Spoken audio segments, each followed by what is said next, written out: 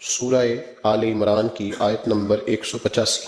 رب کریم نے فرمایا وَمَا الْحَيَاةُ الدُّنْيَا إِلَّا مَتَاعُ الْغُرُورِ، فرمایا یہ جو دنیا کی زندگی ہے یہ ساری دھوکہ ہے، نہیں ہے دنیا کی زندگی مگر ایک دھوکہ۔ دنیا بنانے والا خود فرما رہا، بنانے والا کہہ رہا ہے دھوکہ ہے۔ دنیا کو اللہ تعالیٰ نے عمل کی جگہ بنایا ہے، دار الاسباب بنایا ہے، نیکی کرنے بھیجا ہے، حقوق العباد ادا کرنے ہمیں بھیجا ہے، یہاں بیٹھ کر اپنی جنت کی تیاری کرنے کے لیے بھیجا ہے، دوزخ کی آگ کو ٹھنڈا کرنے کے لیے بھیجا ہے۔ یہ جو مزاج امت مسلمہ نے اپنایا ہے کہ دنیا جمع کرنا، دولت اکٹھی کرنا، اپنی زندگی کی دوڑ پیسوں سے شروع کرنا اور پیسوں پہ ختم کرنا، اس کو پسند نہیں کیا نہ اللہ نے نہ اللہ کے رسول صلی اللہ علیہ وسلم۔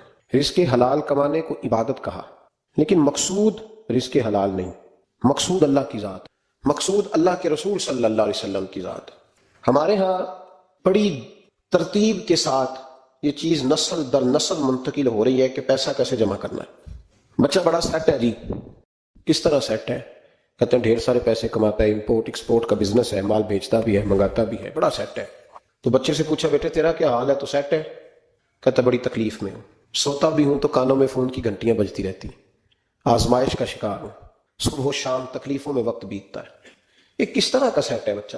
ہماری منصوبہ بندی ہوتی ہے کہ بچے کو ایسی جگہ لگانا ہے جہاں سے وہ جھاڑو کے ساتھ پیسے اکٹھے کر سکے۔ کیسے وہ سیٹ ہوگا؟ کس طرح کر کے نظام چلے گا؟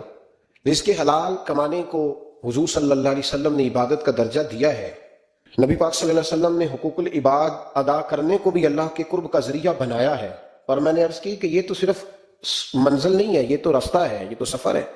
جو لوگ سفر کوئی منزل بنا لیتے ہیں وہ نادان ہوتے ہیں۔ نبی کریم سید عالم صلی اللہ علیہ وسلم کی خدمت میں عرض کیا گیا کہ یا رسول اللہ صلی اللہ علیہ وسلم، کچھ لوگ کہتے ہیں ہم شادی نہیں کریں گے، گھر نہیں بسائیں گے، بچے نہیں پیدا کریں گے، ہم صرف عبادت کریں گے، دن کو روزہ رکھیں گے، رات کو نفل پڑھیں گے، کوئی نکاح نہیں کریں گے، کچھ نہیں کریں گے۔ تو نبی پاک صلی اللہ علیہ وسلم نے فرمایا ان سے کہو کہ تمہارے لیے بہترین زندگی وہ ہے جو میں نے تمہارے سامنے گزاری ہے۔ میں آرام بھی کرتا ہوں، نکاح بھی کرتا ہوں، عورتوں کا حق بھی ادا کرتا ہوں، میں اپنے بچوں کی دیکھ بھال بھی کرتا ہوں۔ فرمایا تم پر تمہارے خدا کا اگر حق ہے تو تمہارے نفس کا بھی تم پر حق ہے، تمہاری آنکھ کا بھی حق ہے، وہ آرام کرنا چاہتی ہے۔ یہ ساری ترتیب ہمیں نبی پاک صلی اللہ علیہ وسلم نے دی، لیکن ہمیں فرمایا کہ مقصود تمہارا خدا ہے، مقصود تمہارے رب کی رضا ہے، تمہارے نبی پاک علیہ السلام کی غلامی تمہاری منزل ہے۔ اتنا لمبا چوڑا معاملہ جو فقط دنیا کا ہم نے بنا لیا ہے، اور پھر اس دنیا سے جو محبت ہے نا، وہ بیس جو ہے وہ دولت کی محبت ہے، رشتے دولت کے، ناطے دولت کے، تعلقات دولت کے، اسلام دعا دولت کی۔ میرے محبوب علیہ الصلوۃ والسلام نے فرمایا حب الدنیا رأسۃ کل خطیئہ، یہ جو دنیا کی محبت ہے نا یہ ہر گناہ کی جڑ ہے۔ جب انسان دنیا کی دولت سے پیار کرنے لگ جاتا ہے پھر وہ قتل بھی کرتا ہے، پھر وہ ظلم بھی کرتا ہے، پھر وہ زیادتی بھی کرتا ہے، پھر وہ حرام بھی کھاتا ہے، پھر وہ یتیم کو بھی لوٹتا ہے، پھر بیوہ کا مال کھانا بھی اسے پریشان نہیں کرتا، پھر کروڑوں روپیہ ہضم کر لیتا ہے، لکڑ پتھر ہر چیز اس کو ہضم ہونے لگتی ہے۔ اصل بات یہ ہے کہ اسے محبت دنیا کی دولت سے ہو گئی ہے۔ ایک بزرگ کے پاس ایک نوجوان آیا، اس نے کہا حضرت جی میرا نماز میں دل نہیں لگتا۔ تو بزرگ فرمانے لگے تیرا مسئلہ اصل یہ نہیں، تیرا مسئلہ اور ہے۔ میں نے کہا حضور سمجھا دیں۔ تو وہ فرمانے لگے کچھ بندے ایسے ہیں جو تمہیں ٹیلی فون کرتے ہیں اور تم ان کا فون نہیں اٹھاتے، اور کچھ ایسے ہیں جن کو تم دن میں خود 3 دفعہ فون کر کے حال پوچھتے ہو۔ حضور کیا مطلب؟ فرمانے لگے جس سے پیار نہیں نا، اس سے اظہار بیزاری ہے، تو اس کا فون بجتا رہے تو کہتے ہیں میں تھا نہیں، میں موجود نہیں تھا، فون چارجنگ پہ تھا، گھر چھوڑ گیا تھا، بہانہ ہے۔ اور جس سے محبت ہے اس کو ٹیلی فون کر کے کہتے ہیں آپ پریشان تو نہیں ہوتے، بس میرا سلام لینے کو دل کر رہا تھا۔ فرمانے لگے کہ تیرا اصل مسئلہ یہ ہے کہ تو نے محبت نہیں کی اللہ رسول سے۔ اگر تیرا خدا رسول سے پیار ہوتا تو یہ جملہ کیسے آتا کہ نماز کو دل نہیں کرتا؟ پھر تو تیرا تہجد کو بھی دل کرتا، پھر تو تیرا ہر وقت قرآن پاک سینے سے چمٹائے رکھنے کو دل کرتا، اس لیے کہ تیرا مقصود اللہ کی ذات ہوتی۔ کیونکہ مقصود دنیا داری ہے، مقصود دولت بنا لیا معاذ اللہ، مقصود ایک رنگ بنا لیا ہے، اس کا نقصان قوم اٹھا رہی ہے۔ نقصان رشتوں میں، نعتوں میں حسن نہیں رہا، پیار نہیں رہا، ترتیب نہیں رہی۔ ایک ناروے سے دوست نے فون کیا، مجھے کہنے لگے آپ بڑی تقریریں کرتے ہیں، کوئی ہمارے حق میں بھی کر دو۔ تو میں نے کہا کہ آپ کو کیا ہے؟ کہنے لگے آپ پردیسیوں کی مجبوریاں نہیں سمجھتے۔ میں نے کہا کیا ہوا؟ کہنے لگے حضرت جی شکوہ ہے کہ ہمارے اپنے ہمیں جب بھی فون کرتے ہیں وہ یہ نہیں پوچھتے کہ شام کا کھانا کھایا ہے کہ نہیں کھایا، وہ کہتے ہیں شادی آ گئی ہے تو جلدی کرو، پیسے بھیج دو، فٹافٹ کرو۔ کہتے ہیں کبھی کسی نے ہم سے ہمارا حال ہی نہیں پوچھا، کبھی کسی نے یہ غور ہی نہیں کیا کہ وہ پردیس میں گیا ہے اور انشاءاللہ پردیسی کوئی بھی نہ تھی وے ککھ جنا تو پارے تاڑی مار اڑانا باہو اسی آپ ہی اڈن ہارے۔ تو تیار بیٹھے ہیں، حال ہی کوئی نہیں پردیس میں۔ یہاں حال یہ ہے کہ جو فون کرتا ہے، ایک بزرگ کہنے لگے کہ 22-23 سال دیے ہیں پردیس کو، تو اپنی ہی بیوی کو فون کیا ہے کہ اب نہیں ہوتا، گھٹنوں میں درد رہتا ہے، کمر کمزور ہو گئی ہے، اب میرا دل کرتا ہے کھا رہا ہوں اور میں اپنے گھر میں بیٹھ کے بچوں کے بیچ بیٹھ کے روٹی کھاؤں، اعصاب کمزور ہو گئے ہیں، دل کی دھڑکن تیز رہتی، پتہ نہیں کب وقت آ جائے۔ تو کہتے ہیں میری بیوی جسے میرے دکھ سکھ کا ساتھی ہونا چاہیے، وہ کہتی ہے چلیں 3-4 سال اور لگا لیں پھر آ جانا۔ او بھائی، کیا اس شخص کے ساتھ کیا تعلق ہے؟ اس کا بھائی اسے فون کرتا ہے تو کہتا ہے میں پیسے دے دوں گا، جب آؤ نا تو ایک موبائل ضرور لے آنا۔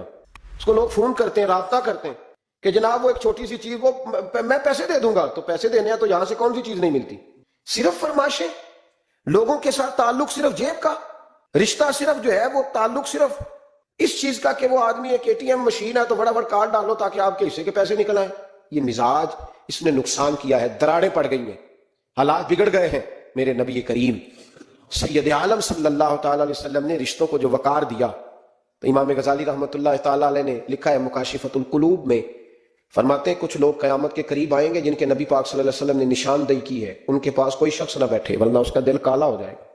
کہ حضور وہ کون سے؟ تو فرمانے لگے نبی پاک نے کچھ لوگ بتائے ہیں، ان کے پاس نہیں بیٹھنا۔ کون سے؟ مصطفیٰ کریم نے فرمایا یحبون الدنیا وینسون الآخرہ، جو دنیا کو سے پیار کرنے لگے اور آخرت کو بھول جائے۔ امام صاحب فرماتے ہیں ان سے دور رہنا، دل کالا ہو جائے گا۔ یحبون المال وینسون الحساب، وہ جو نبی پاک نے فرمایا نا کچھ لوگ آئیں گے جو مال سے تو پیار کریں گے پر اس کے حساب کو بھول جائیں گے، ان سے بچنا۔ فرمایا یحبون القصور وینسون المقبرہ، جو مکانوں سے تو پیار کریں گے پر اپنی قبروں کو بھول جائیں گے۔ اور فرمایا ان لوگوں سے بھی بچ کے رہنا، ان سے بھی پرہیز کرنا کہ جو لوگ یحبون الخلق وینسون الخالق، جو لوگ مخلوق سے تو پیار کریں گے، بندوں سے بڑا پیار کریں گے لیکن اپنے رب کو بھول جائیں گے، ان لوگوں سے بھی بچیں۔ ایسے لوگوں سے نبی پاک صلی اللہ علیہ وسلم نے نشاندہی کی، ان سے بچیں۔ تعلقات میں خلوص ہوتا ہے، جب کوئی آپ کی غربت سے پیار کرتا ہے تو وہ آپ کا اصل دوست ہوتا ہے، جب وہ آپ کی تنہائیوں سے آزمائشوں سے پیار کرتا ہے تو اس کا آپ کے ساتھ رشتہ خالص ہوتا ہے۔ جو آدمی دولت کو دیکھ کر پیار کرے اور دولت کو دیکھ کر آپ کے ساتھ وابستگی کا اظہار کرے تو اس شخص کا پیار سیدھا سیدھا میرے رسول پاک سید عالم صلی اللہ علیہ وسلم نے ہمیں استغنا کا حکم دیا ہے، بے نیازی کا۔ یہ دنیا داری میں الجھنا، دنیا کے بن کے جینا، دنیا کے ہو کے رہنا، آپ یقین کریں سارے رشتے، میں نے سعودی عرب میں پیر دیکھے، پیر مریدوں کی لسٹیں لے کے جاتے، ان کو ٹیلی فون ہوتا ہے تمہارے پیر صاحب آ گئے تم بھی پہنچ جاؤ، ٹھنڈی بوتلیں لے آنا آتی دفعہ، وہاں وزن اٹھایا نہیں جاتا واپسی پہ۔ ہمارے کئی سنگی ناراض ہو گئے، حضرت آپ آتے ہیں تو آپ بتاتے نہیں، تو میں کہتا ہوں یہاں بھی یہی کام کرنا ہے، ہم تو اپنے گناہوں کی معافی لینے آئے، تو ہم جس کام آئے ہمیں کرنے دو، کیوں الجھاتے ہو؟ وہاں جا کے بھی جہاں خالصتاً انسان کا رجوع اللہ کا وقت ہے، وہاں بھی وہی حالات پیدا ہو گئے، ہر طرف دنیا داری۔ اور یہ پیروں کی بات کرتا ہوں تو آپ بڑے مسکراتے ہیں، میں نے بڑے بڑے مفت خورے دیکھے ہیں، بڑے بڑے، یہ ہر طبقے میں ہوتے ہیں، ہر طبقے میں۔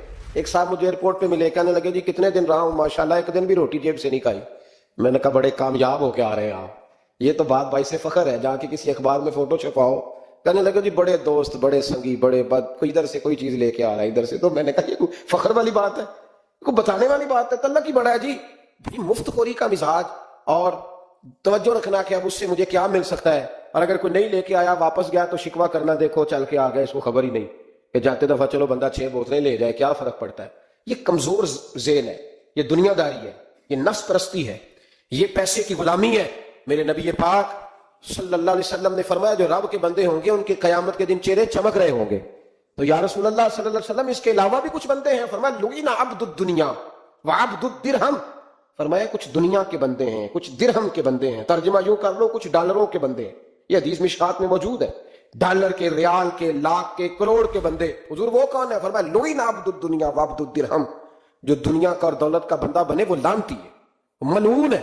یہ خدا کا بندہ رہا ہی نہیں، یہ پیسوں کا بندہ بن گیا ہے، دولت کا بندہ بن گیا ہے، اس کا معیار بدل گیا۔ حضرت سالم بن عبداللہ بن عمر، حضرت عمر فاروق کے پوتے تھے، کعبے کا طواف کر رہے تھے، طواف مکمل ہوا، 8واں استلام کر کے مقام ابراہیم کے پاس نماز پڑھنے لگے تو خلیفہ وقت کا آ گیا، گورنر، السلام علیکم کے بعد اس نے فوراً بات چھیڑی، کہنے لگا حضور کوئی حکم ہو تو بتائیے گا۔ تو آپ کہنے لگے تو بڑا ہی بیوقوف ہے یار، تجھے کس نے گورنر بنایا؟ بڑا تو بیوقوف ہے، تجھے تو سلیقہ ہی نہیں بات کرنے کا۔ حضور کیا ہوا؟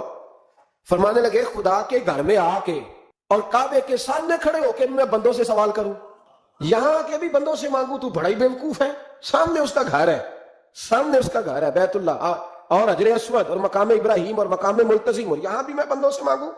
کہتا ہے مجھے بھی کبھی کسی نے ڈانٹا نہیں تھا، میرے بھی پیروں تک پسینہ نکل گیا، تو میں مسجد الحرام سے باہر نکل کے، یوں سمجھ لیں کہ جب لوگ باب عبدالعزیز سے یا باب فہد سے باہر آ جاتے، کہتے ہیں باہر نکل کے نا میں کھڑا ہو گیا، میں نے کہا چلو فارغ ہو کے آتے ہیں تو بات کرتا ہوں۔ حضرت فارغ ہو کے آئے تو میں نے کہا حضور اب تو بیت اللہ سامنے نہیں، اب بھی کوئی سوال کرے؟ تو فرمانے لگے اچھا ضروری ہے؟ کہا حضور ضروری ہے۔ تو فرمانے لگے چل پہلے بتا تجھ سے دین مانگوں کہ دنیا مانگوں؟ تو کہنے لگا حضور میرے پاس تو دنیا ہی ہے، دین تو آپ کے پاس ہے۔ جب یہ جواب دیا تو حضرت سالم چلنے لگے اور چلتے چلتے فرمانے لگے جا اپنا کام کر، دنیا تو میں نے اس سے کبھی نہیں مانگی جس نے دنیا بنائی ہے، میں نے اس سے نہیں کبھی مانگی، تو تو کیا حیثیت رکھتا ہے؟ میں نے تو اس سے بھی جب بھی مانگا ہے یا اس کا قرب مانگا ہے یا اس کے رسول کی غلامی مانگی ہے، تو اس سے نہیں مانگتا جس نے بنائی ہے، تو کیا دے سکتا ہے؟ تیری کیا حیثیت ہے؟ تو بھائی ان لوگوں نے قریب پھٹکنے نہیں دیا، ان کے قریب یہ چیز آئی نہیں، بے نیاز لوگ تھے، توجہ ہی نہیں تھی۔ حضرت محبوب سبحانی غوث اعظم شیخ عبد القادر جیلانی رضی اللہ تعالیٰ عنہ، آپ ایک کاروبار بھی کرتے تھے، تو آپ کا کچھ مال آ رہا تھا جہاز کے ذریعے، ایک بندے نے خبر دی کان میں حضور جہاز ڈوب گیا ہے، فرمانے لگے الحمدللہ الحمدللہ۔ ڈوب گیا جناب، یہاں جہاز ڈوب جائے تو بندہ بھی ڈوب جاتا ہے۔ کہتے ہیں صاحب انتقال کر گئے، 10 لاکھ کا نقصان ہو گیا، مال ڈوب گیا پورا جہاز ہی، فرمایا الحمدللہ، اور تم نے جلدی کی خبر دینے میں سبق پڑھا رہا تھا، کیوں مجھے دخل اندازی دی تم نے میرے کام میں، کیوں دخل اندازی کی؟ سب الحمدللہ۔ تھوڑی دیر کے بعد اس نے پھر کان میں کہا حضور وہ غلط خبر تھی، جہاز بچ گیا، فرمانے لگے الحمدللہ۔ پھر شاگردوں سے کہنے لگے میرا چہرہ دیکھ رہے تھے پہلی خبر کے بعد بھی، اس خبر کے بعد بھی؟ کہا حضور دیکھ رہے تھے۔ فرمایا کوئی تبدیلی تو نہیں آئی؟ کہا حضور نہیں۔ فرمانے لگے شکر الحمدللہ، رب نے میرا دل دولت سے نہیں جوڑا، اپنی ذات کے ساتھ جوڑ کے رکھا ہوا ہے، تبدیلی تو نہیں آئی۔ یہاں تو ٹینشن ہی ٹینشن ہے، ڈپریشن ہی، اور بات کس کی ٹینشن ہے؟ پیسے کوئی نہیں، دولت کوئی نہیں، کوئی چکر چل جائے نا کبھی، اس سے بھی کبھی پوچھ جس کے پاس ہے، وہ تجھ سے زیادہ غریب ہے، اس سے کبھی پوچھ، وہ تجھ سے زیادہ آزمائش میں ہے۔ غریب شہر تو فاقوں سے مر گیا، لیکن امیر شہر نے ہیرے سے خودکشی کر لی، اس کو بھی تو پوچھ اس کا کیا حال ہے۔ دانش مندان دا کم نہیں، دل دنیا نہ لانا، اس ووٹی کئی خامد کیتے تے جو کیتا سو کھانا۔ یہ تو کام ہے اس کا، بڑے آئے بڑے چلے گئے، بڑے آئے بڑے نکل گئے، توجہ ہی نہیں، مزاج ہی نہیں۔ حضرت مولا علی شیر خدا، علی المرتضی، امام الاولیاء، صاحب صدق و صفا، داماد مصطفیٰ صلی اللہ علیہ وسلم، اسد اللہ، حضرت علی شیر خدا رضی اللہ تعالیٰ عنہ کوفے کے چوک میں کھڑے تھے، تو کہہ رہے تھے یار میرے نا طامت پرانی ہو گئی ہے، یہ میں نے زرہ بیچنی ہے، کوئی بندہ مجھ سے خرید لو تاکہ میں نئی طامت لے لوں۔ ایک بندہ کان میں کہنے لگا حضور طامت کے پیسے بھی نہیں۔ فرمانے لگے پیسوں کو چھوڑ، علی کا سینہ دیکھ، اللہ نے ایمان کی دولت سے بھرا ہوا ہے۔ پیسے اہمیت نہیں رکھتے، ان کی وہ اہمیت نہیں جو دنیا نے بنا لی۔ فرمایا ضرورت نہیں تھی، اب ذرا احساس ہوا ہے کہ زیادہ ہی پھٹ گیا ہے، پردہ نہیں صحیح طرح پورا کرتا، تو میں نے کہا چلو زیرہ بیچ کے نیا لے لے۔ ضرورت نہیں، مزاج نہیں، طبیعت نہیں، انہوں نے ماحول نہیں بنایا۔ ہمارے تو حد ہو گئی، اتنا بری حالت ہے کہ ناقابل برداشت۔ حضرت عمر فاروق رضی اللہ تعالیٰ عنہ، صحابہ نے مسجد نبوی میں بیٹھ کے میٹنگ کی۔ عمر کی تنخواہ بڑی تھوڑی ہے مال غنیمت میں سے، اب تو عمر کے پوتے بھی ہیں، نواسے بھی ہیں، رشتہ داریاں بھی ہیں، تعلق بڑھ گئے ہیں، اور عمر فاروق بوڑھے بھی ہو گئے۔ میٹنگ ہوئی مسجد میں، اس طرح کریں کہ عمر کا کچھ تھوڑا سا نا مشاعرہ، کچھ تنخواہ، کچھ خدمت، کچھ وظیفہ بڑھا دیں۔ بات طے ہو گئی، جب مکمل ہو گئی تو کہنے لگے یہ بتاؤ شعر سے بات کس نے کرنی ہے؟ ادھر جائے گا کون؟ پہلے اس کا نام تو بتاؤ، وہاں جائے گا کون؟ تو انہوں نے کہا یہ تو ہم نے سوچا ہی نہیں، بات تو بڑی تگڑی ہے، عمر سے کون بات کرے گا؟ یہاں جتنا مرضی تگڑا پیر ہو، آپ نذرانہ لے کے جائیں، مسئلہ ہی کوئی نہیں۔ ابھی کسی کو کہنا پڑا ہے تو کہتے ہیں جناب کون بات کرے گا؟ تو ایک صحابی کہنے لگے کہ حضرت عمر رضی اللہ تعالیٰ عنہ کی جو صاحبزادی ہے نا، حضرت حفصہ رضی اللہ تعالیٰ عنہ، وہ ام المومنین بھی ہیں، حضور علیہ السلام کی زوجہ ہے، مومنوں کی ماں ہے، ان سے کہتے ہیں، اور ان کے والد بھی ہیں۔ تو حضرت حفصہ سے کہا، تو جناب حفصہ چل کے گئی حضرت عمر کے پاس، جا کے کہا ابا جی ایک بات کرنی تھی۔ انہوں نے کہا بیٹے کرو، تو ان کو بھی پتا تھا نا جاہو جلال کا۔ کہنے لگے ابا جی مسجد نبوی میں صحابہ کی میٹنگ ہوئی ہے، ایک ہی محلے میں ایک ہی شہر میں لوگ رہتے ہیں، تو ایک دوسروں کے خرچوں کا، ضروریات کا پتہ ہے۔ کہتی میں نے پس منظر سارا کر کے بات کی، میں نے کہا سب کو پتہ ہے کہ آپ کے خرچے بڑے بڑھ گئے ہیں، تو مجھے نا انہوں نے حضور کی زوجہ سمجھ کے، قابل احترام سمجھ کے میری ذمہ لگایا ہے کہ تھوڑے سے پیسے آپ کے بڑھانے ہیں۔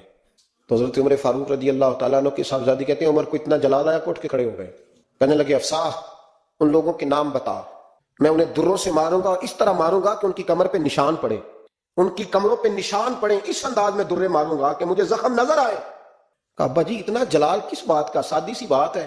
تو سیدنا عمر فاروق رو پڑے، کہنے لگے سادی سی بات ہے، میرے لیے مسجد نبی میں بیٹھ کے میٹنگ ہوتی رہی کہ عمر کو دولت دینی ہے، لوگوں نے یہ مجھے سمجھ لیا ہے، مسجد نبی میں بیٹھ کر میرے لیے یہ میٹنگ ہوتی رہی کہ عمر کو پیسے دینے ہیں، اس کو دولت کے ساتھ ہم نے نوازنا، مسجد نبی میں میرے لیے کس کو یہ جرت ہوئی؟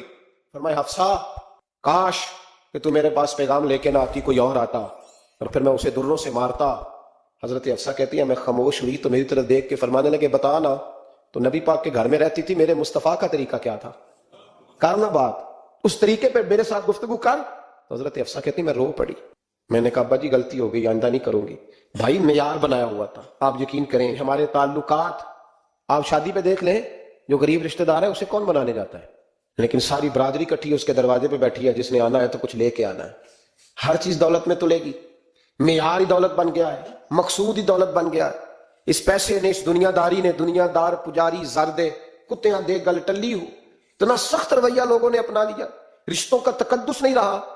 ایک مجلس میں نے ایسا رنگ بھی دیکھا، ایک ایسا شخص جسے میں ذاتی طور پہ جانتا ہوں کہ عالم بھی ہے، پرہیزگار بھی ہے، نیک بھی ہے، وہ بھی بیٹھا تھا اور اس کے ساتھ ایک سیٹھ بھی بیٹھا تھا، لیکن جو لوگوں کا عقیدت کا رشتہ اس درویش کے ساتھ ہونا چاہیے تھا وہ سیٹھ کے ساتھ تھا۔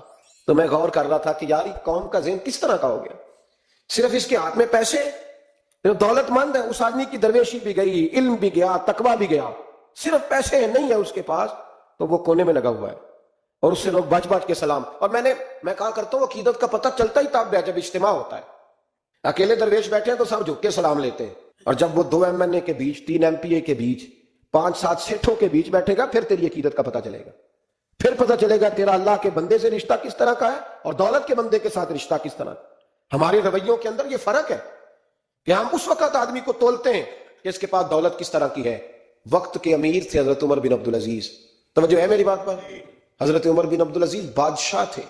اب ہم لوگوں نے بھی بچوں کا بہانہ لگایا ہوا ہے نا، بس وہ میں چاہتا ہوں بچوں کا کچھ بن جائے، تو بچے بالغ ہو گئے تو کرا نا رجسٹریاں ان کے نام، فارغ ہو جاؤ، آ جاؤ مسجد میں چھوڑو، لیکن پھر بھی کنجیاں دینے کو دل نہیں کرتا، پھر بھی بابا جی کی پیالیوں سے مرنے کے بعد پیسے نکلتے ہیں، پھر بھی ان کے تکیے کے بیچ سے بھی کچھ وہ نوٹ نکل آتے ہیں جو اب چلتے بھی نہیں، گزر گیا زمانہ، جو لگتے ہی نہیں، بزرگ ناراض نہ ہو جائے، لیکن جو بات کر رہا ہوں بہرحال اس کے پیچھے کچھ پس منظر ہے۔ یہ بھی بہانہ ہے، بینک بیلنس اپنے نام، زمین جائیداد ساری اپنے نام، اور کمائی کس کے لیے کر رہا ہے؟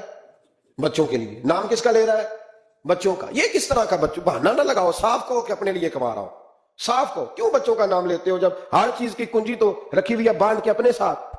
حضرت عمر بن عبدالعزیز بادشاہ تھے، آواز دی، گھر میں بیٹھے، بیٹی پانی کا پیالہ تو لاؤ، ساتھ والا کمرہ بیٹی کا، پھر آواز دی، بیٹے سن رہی ہو کہ ابا جی سن رہی ہوں، پانی کا پیالہ دینا۔ بیٹی خاموش ہو گئی، تیسری آواز دی تو زوجہ پانی لے کے آ گئی، نے کہا حضور پانی۔ حضرت عمر بن عبدالعزیز کو غصہ آیا، کہنے لگے بچے کس لیے ہیں، وہ خود کیوں نہیں آئی؟ اب اتنی نافرمان ہو گئی ہے کہ ایک پیالہ پانی کا باپ کو نہیں دے سکتی، کیوں نہیں آئی؟ تو زوجہ کہنے لگی چلیں درگزر کریں۔ اس نے کہا ابا کو نہیں بتانا، پی لے۔ کیوں نہیں بتانا؟ بتاؤ کیوں نہیں آئی؟ میں نے اس کو پکارا تھا، تمہیں پکارتا تو تم آتی، تمہیں بتانا پڑے گا۔ جب بات ذرا آگے بڑھی تو ماں تھی نا، بات بیٹی کی تھی تو اماں رو پڑی، آنکھوں میں آنسو آئے۔ کہا کیوں روئی ہو؟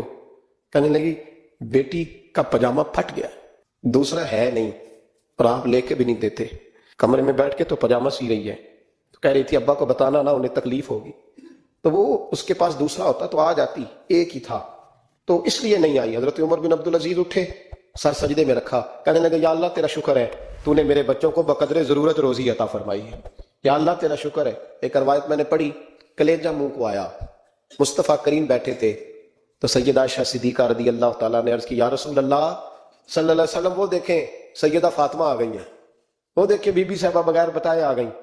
حضرت فاطمہ الزہرا آئی تو حضور نے فرمایا فاطمہ بغیر اطلاع کے؟ حضور چھوٹا سا کام تھا۔ کیسے آئی ہو؟ تو بی بی صاحبہ نے نا، عورتوں کا پلو ہوتا ہے نا چادر کا، پلو کھولا تو ایک روٹی بندھی ہوئی تھی، ایک روٹی چادر میں، یہاں لوگ زیور باندھتے دولت باندھتے، ایک روٹی حضرت فاطمہ نے پلو میں باندھی، کھول کے پیش کی، بیٹے یہ کیا ہے؟ ابا جی کئی دنوں سے گھر میں روٹی نہیں پکی تھی، آج علی کچھ جون لائے تھے، پیسے ہیں، چند روٹیاں بنی ہیں، تو بچوں نے تو کھا لیا، تو میرے سامنے بھی ایک روٹی آئی تھی، میں نے لقمہ توڑا ہے تو مجھے خیال آیا پتہ نہیں مصطفیٰ نے کھایا ہے کہ نہیں کھایا، پتہ نہیں حضور نے روٹی کھائی ہے کہ نہیں، میں لے کے حاضر ہو گئی ہوں، مہربانی فرمائے۔ فرمایا بیٹے بیٹھ جا۔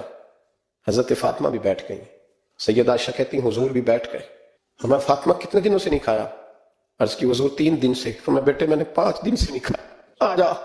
دونوں باپ بیٹی مل کے کھاتے ہیں، روٹی 2 حصوں میں حضور نے بانٹی، فرمایا چلا دی تو کھا، آدھی میں کھاتا ہوں۔ حضرت فاطمہ نے لقمہ توڑ کے منہ میں رکھا تو رو پڑی، حضور 5 دن سے نہیں کھائی۔ میں بیٹے چپ کر، ہمارا دنیا سے کیا تعلق، ایک پل رہ گیا ہے، بس اللہ پھر جنت کی ساری نعمتیں عطا فرما، رونے والی بات ہی نہیں ہے اس میں، بس ہمارا کیا تعلق، ایک پل ہے، پھر مالک بڑا کچھ عطا کرے گا۔ او بھائی، جو کائنات کے مالک و مختار تھے، جو ابرو کا اشارہ کرے تو حضرت جبریل جنت کی نعمتیں لے کے آ جائیں، انہوں نے تو دنیا کی جانب توجہ ہی نہیں کی، ان کا تو خیال ہی نہیں آیا، دنیا ہی دنیا، دولت ہی دولت، ہر آدمی دولت کے ترازو میں تلنے لگا۔ اب تو کلیجہ پھٹتا ہے، اب تو لوگ پوچھتے ہیں، اور میں کبھی کبھی بڑا مجبور ہوتا ہوں، آزمائش میں آ جاتا ہوں۔ لوگ کہتے ہیں جناب آپ سے کچھ قرآن کی آیات سننی ہے، آپ کتنے پیسے لیں گے؟ کچھ حدیثیں سننی ہیں، کیا اس کا معاوضہ ہوگا؟ آپ سے اس نبی کا نام سننا ہے جس کا آپ کھاتے ہیں، جس کے نام پر آپ نے عزتیں لی ہیں، ان کا نام سننا ہے، آپ کا ریٹ کتنا، آپ کتنے میں بیچیں گے؟ وہ نعت جو غذا ہے وہ کتنے میں بکے گی؟ جب دنیا داری کا یہ حشر ہو جائے کہ وہ رسول اگر ان کا نام نہ رہے تو ہماری سانسیں ہی نہ چلیں، ان کا نام بھی جب اس طرح کمرشل کر کے لیا جائے اور اس طرح وہ چیزیں بھی ریٹ میں آ جائیں تو بھائی اس سے بڑی اور دنیا داری کیا ہوگی؟ میرے رسول کریم سید عالم نور مجسم صلی اللہ علیہ وسلم نے اس دنیا کو محبوب نہیں رکھا، کاری نہیں بنایا، ماحول ہی نہیں بنایا۔ حضرت عیسیٰ علیہ السلام کی 450 سال عمر، 4.5 نہیں، میں نے کہا 450 سال حضرت عیسیٰ نے شادی نہیں کی، گاڑی نہیں بنایا، ایک پیالہ ہوتا تھا پانی پینے کا، ایک تکیہ ہوتا تھا۔ ایک دن ایک بندے کو دیکھا کہ وہ بازو کا تکیہ بنا کے سو رہا ہے تو حضرت عیسیٰ نے وہ تکیہ بھی خیرات کر دیا، کہنے لگے اس کے بغیر بھی کام چل جائے گا۔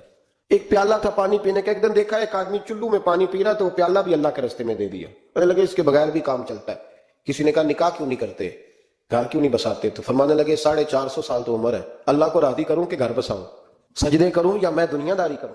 بھائی اسلام نے آپ کے لیے سہولت کر دی، میرے لیے آسانی کر دی کہ تیرا بچے پالنا بھی عبادت ہے، تیرا گھر بار چلانا بھی دینداری ہے، لیکن مقصود نہ اس کو بنا، اس کو مقصود نہ بنا، دنیا داری میں اتنا الجھ نہ، بقدر ضرورت لے، اس طرح کا رویہ اختیار نہ کر۔ اور ایسا ہو سکتا ہے، ابھی چند سال ہوئے مولانا عبدالستار خان نیازی علیہ رحمہ نے پردہ کیا، وفاقی وزیر رہا وہ شخص، زمانہ بتایا، پاکستان کی نیلی سیاست کے اندر رہ کے وقت گزارا، لیکن جب ان کا جنازہ اٹھا تو ان کے اکاؤنٹ میں اتنے پیسے نہیں تھے کہ کفن کا کپڑا بھی خریدا جا سکے، کفن کے کپڑے کا بھی پیسہ نہیں تھا۔ او بھائی یہ لوگ ہیں یار، وفاقی درجے کا شخص ہو کے گزرے اور وزارتیں اس کے آگے پیچھے بھاگیں، اور ہر الیکشن میں وہ بندہ ایم کی سیٹ جیت جائے، اور پھر رخصتی کا وقت آئے تو اس کا حال یہ ہو کہ کوئی شخص کہے کہ چلو 250 اکاؤنٹ سے نکلا ہے تو باقی مجھ سے لے لو تاکہ کفن کا بندوبست ہو سکے۔ اس کا مطلب ہے کہ آج بھی یہ رنگ ہوتا ہے۔